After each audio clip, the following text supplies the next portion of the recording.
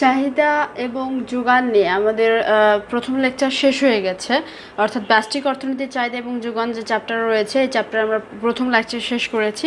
এবং আজকে আমাদের আলোচনার বিষয় ছিল যে চাহিদা রেখা। এই যে আমাদের একটা চাহিদা রেখা যদি আমরা দেখি যে এটা একটা চাহিদা রেখা, এর হচ্ছে ওয়াই অক্ষ বরাবর আমরা আগের দিনে করেছি যে দাম নেওয়া হয়, এবং এক্স অক্ষ বরাবর যেটা নেওয়া হয় সেটা হচ্ছে চাহিদার পরিমাণ। তো এখন আমাদের মেইন এবং মোস্ট ইম্পর্ট্যান্ট কোশ্চেন হচ্ছে এই রেখাটা কেন বাম থেকে ডান দিকে নিম্নগামী হয়, এর পিছনে কি কারণ রয়েছে, কেন এটা সোজা বা খারাপ বা এরকম এরকম বক্র না হয়ে বা এইরকম না হয়, শুধু কেন বাম থেকে ডান দিকে নিম্নগামী হয়, এটা মোস্ট ইম্পর্ট্যান্ট কোশ্চেন এবং অনেক পরীক্ষাতেই এসেছে। তো এখানে কিছু পয়েন্ট তোমাকে লিখতে হবে। এটা কোশ্চেনটা এর জন্য মানে লেখার জন্য তোমাকে এখানে কিছু পয়েন্ট অবলম্বন করতে হবে। তো এর জন্য আমি বই থেকে যেটা দেখাবো সেটা হচ্ছে এখানে কিছু পয়েন্ট ওরা উল্লেখ করেছে যে ক্রমহ্রাসমান প্রান্তিক বিধির কার্যকারিতা, আয় প্রভাব, বিকল্প প্রভাব এবং প্রান্তিক ভোক্তার পরিবর্তন। এই 4টা পয়েন্টের মধ্যে প্রথম যে পয়েন্টটা রয়েছে ক্রমহ্রাসমান প্রান্তিক উপযোগ বিধির কার্যকারিতা, এখানে এই বইয়ে যে লেখাটা আছে এটা আসলে বোঝার মতো না এবং তোমরা বুঝতেও পারবে না। তো এখানে তোমরা যে স্ক্রিনশটটা দেখতে পাচ্ছ, আমি ছবি তুলেছি, এখানে কিছু বিষয় রয়েছে। তার আগে আমি এটা বোঝানোর আগে আমি এটা বোঝাবো যে প্রান্তিক উপযোগ বিধিটা কী। দেখো, আমি যদি বলি যে প্রান্তিক উপযোগ বিধি, রাইট, আমি যদি এটাকে একটু বিশ্লেষণ করি যে প্রান্তিক উপযোগ বিধি, উপযোগ কি, প্রান্তিক কি, এই প্রত্যেকটা শব্দের সাথে আমি তোমাদের পরিচিত করে দিব। তবে এখন না, আমাদের আরও কিছু সময়ের প্রয়োজন রয়েছে, সেই আমরা আরও কিছু বিষয় জানবো তারপরে। এখন এখানে বলছে ক্রমহ্রাসমান প্রান্তিক উপযোগ বিধি। এই ফুল কথাটার যেটা অর্থ সেটা হচ্ছে তুমি ধরো দুদিন ধরে না খেয়ে আছো, সাপোজ তুমি দুদিন ধরে না খেয়ে আছো, এখন তোমার ভাতের প্রয়োজন। তো তুমি প্রথমবারে তোমাকে দেওয়া হলো ধরো, আচ্ছা ভাত না বলে, আচ্ছা ধরো তোমার কলা খেতে খুব ইচ্ছা করছে, তুমি অনেকদিন ধরে কলা খাও নাই, তো তুমি প্রথমে 2টা কলা নিলা। অনেক দিন ধরে তোমার কলা খেতে ইচ্ছে করছে এবং তুমি কলা দেখতে পেয়েছো, তাই তুমি কলাটা কিনে নিলা। তো প্রথমে তুমি 2টা কলা নিলা। এই 2টা কলা খাওয়ার জন্য তুমি দাম দিতে যত দামি হোক না কেন, তুমি এই 2টা কলা কিন্তু কিনে খাবা, কারণ তোমার খুব এখানে খেতে ইচ্ছে করছে।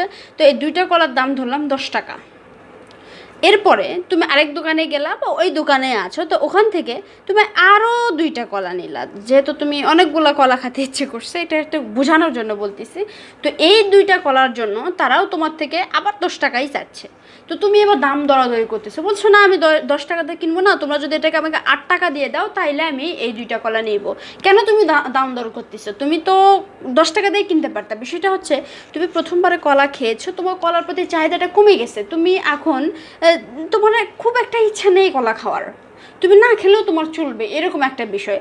যে তুমি প্রথমবার খেয়েছো, তোমার চাহিদাটা কিছুটা কমে গিয়েছে, ওকে, দেন তুমি কলা যখন দেখতে পারলা তখন তুমি আর দাম দর করতেছো। এই যে তারপরে আবার তোমাকে 2টা কলার জন্য ধরো 8 টাকা দাম চাইলো, কিন্তু এখানে তুমি আবার দাম দরাদরি করে বলবো আমাকে 6 টাকা দাও, কারণ তুমি আবার 2টা কলা খেয়েছো, 4টা কলা অলরেডি খেয়েছো, তুমি আবার কলা খেতে চাচ্ছ, তখন তোমার চাহিদাটা একটু কম, তোমার একটু কম খেতে ইচ্ছা করবে, বিষয়টা এরকম। তো এখানে যেটা বিষয়টা বলছে, দেখো মানুষের অভাব হচ্ছে অসীম, কিন্তু একটি বিশেষ দ্রব্যের অভাব হচ্ছে সসীম, তাই না? মানে মানুষের অনেক কিছু অভাব রয়েছে, কিন্তু এই কলাটার তো অভাবটা তোমার কাছে একটা নির্দিষ্ট সীমায় যে এটা মানে দুর্বল হয়ে যাবে, নির্দিষ্ট সীমার পর এটা শেষ হয়ে যাবে। অন্যান্য অবস্থা অপরিবর্তিত থাকলে কোনো ব্যক্তি একটি বিশেষ দ্রব্য ক্রমাগতভাবে ভোগ করতে থাকে, অর্থাৎ অন্য যেমন চাহিদা রুচি এগুলো সব অপরিবর্তিত থেকে কলাটা মানে বিশেষ দ্রব্য, ধরো বিশেষ দ্রব্যটা হচ্ছে কলা, ক্রমাগতভাবে মানে পর্যায়ক্রমে তুমি ভোগ করতেছো। তুমি প্রথমে 2টা ভোগ করলা, তারপর আবার 2টা ভোগ করলা, তারপর আবার 2টা ভোগ করলা, এটাকে ক্রমাগতভাবে ভোগ করতে থাকলে ওই দ্রব্যের প্রান্তিক উপযোগ ক্রমে হ্রাস পেতে থাকে। প্রান্তিক উপযোগ বলতে এই যে ইচ্ছা ইচ্ছা ইচ্ছা, এখানে প্রান্তিক উপযোগ মানে আমি তোমাকে ইচ্ছা বা আকাঙ্ক্ষাকে বুঝাচ্ছি, কিন্তু প্রান্তিক উপযোগ মানে আসলে সেটা নয়, বোঝানোর জন্য আমি বলতেছি। আচ্ছা, ক্রমেই হ্রাস পেতে থাকে। মোট উপযোগ বাড়ে ঠিকই, কিন্তু ক্রমহ্রাসমান হারে বাড়ে। তুমি যে খাচ্ছ, এই যে মোট উপযোগ যদি আমি এভাবে বিশ্লেষণ করি, তুমি খাচ্ছ, তোমার কিন্তু পেট ভর্তিছে, তাই নয় কি? পেটটাকে যদি আমি মোট উপযোগ ধরি, অর্থাৎ তোমার ক্ষুধাটাকে, তাহলে তুমি যে খাচ্ছ তোমার উপযোগ মানে তোমার ক্ষুধাটাকে কিন্তু মানে হচ্ছে আর কমে যাচ্ছে আর কি, তোমার পেট ক্রমশ ভরে যাচ্ছে, তোমার উপযোগটা বাড়ছে, তুমি যতই খাচ্ছ তোমার পেট ভরে যাচ্ছে, কিন্তু ক্রমহ্রাসমান হারে বাড়ে। উপযোগের এই বিধিকে ক্রমহ্রাসমান প্রান্তিক উপযোগ বিধি বলে। আচ্ছা, এইটুকুর পরে তোমরা এখান থেকে লিখবা যে কোনো লোক যদি একটি দ্রব্য অধিক পরিমাণে ভোগ করতে থাকে তখন ওই দ্রব্যের অতিরিক্ত এককগুলো হতে সে ক্রমশ কম উপযোগ লাভ করে এবং এর জন্য ক্রমশ কম মূল্য দিতে রাজি থাকে। যেটা আমি বললাম যে প্রথমবারে তুমি 10 টাকা দিয়ে কিনতে রাজি, কিন্তু পরের বারে তুমি 10 টাকার জায়গায় 10 টাকাই চাইছে, কিন্তু এটাকে তুমি দামাদামি করতেছো, তুমি সেটা 8 টাকা দিয়ে কিনতে চাচ্ছ। পরের বারে 8 টাকা চাইছে, কিন্তু তারপরে তুমি দামাদামি করতেছো 6 টাকা দিয়ে কিনতে চাচ্ছ। যে এই জন্য বলছে ক্রমশ কম মূল্য দিতে রাজি থাকো। ভোগের এই নিয়মকে ক্রমহ্রাসমান প্রান্তিক উপযোগ বিধি বলে।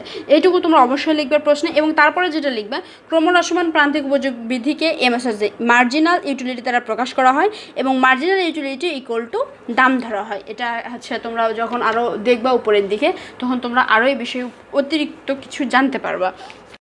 সো আমি এখানে ফুল যে বিষয়টা বুঝাতে চাচ্ছি সেটা হচ্ছে যে 1 নম্বর যে পয়েন্টটা রয়েছে ক্রমহ্রাসমান প্রান্তিক উপযোগ বিধির কার্যকারিতা, তোমরা এই জায়গাটাতে আমি যে স্ক্রিনশটটা পড়ালাম এই বর্ণনাটুকু এখানে লিখে দিবা। এই যে মার্শালের উপযুক্ত তথ্য অনুসারে এই যে 3-4 যে লাইনটা রয়েছে এটার পরিবর্তে তোমরা ওই স্ক্রিনশটটা লিখে দেবা। দেন তোমরা যে 2 নম্বর পয়েন্ট আয় প্রভাব, বিকল্প প্রভাব, প্রান্তিক ভোগের পরিবর্তন, এই কয়টা লিখবা। তোমরা যদি 1 নম্বর পয়েন্টে ক্রমহ্রাসমান প্রান্তিক উপযোগ বিধির কার্যকারিতার জায়গায় যদি তোমরা ওই স্ক্রিনশটটা লিখতে পারো তো এটা তোমার প্রশ্নের মানটা অনেক মানে বড় করে দিবে আর কি, অনেক সুন্দর একটা বর্ণনা তুমি লিখতে পারছো। কারণ এটা হচ্ছে ফার্স্ট ইয়ারের কোনো বইতে এরকম করে লেখা না, এটা আসলে সেকেন্ড ইয়ারের একটা বই থেকে কালেক্ট করা আমার। তো প্রশ্নতে এটা খুবই ইম্পর্টেন্ট, পরীক্ষাতে আসে, যার জন্য আমি এটা স্ক্রিনশটটা আসলে জোগাড় করে তোমাদের এখানে অ্যাড করেছি।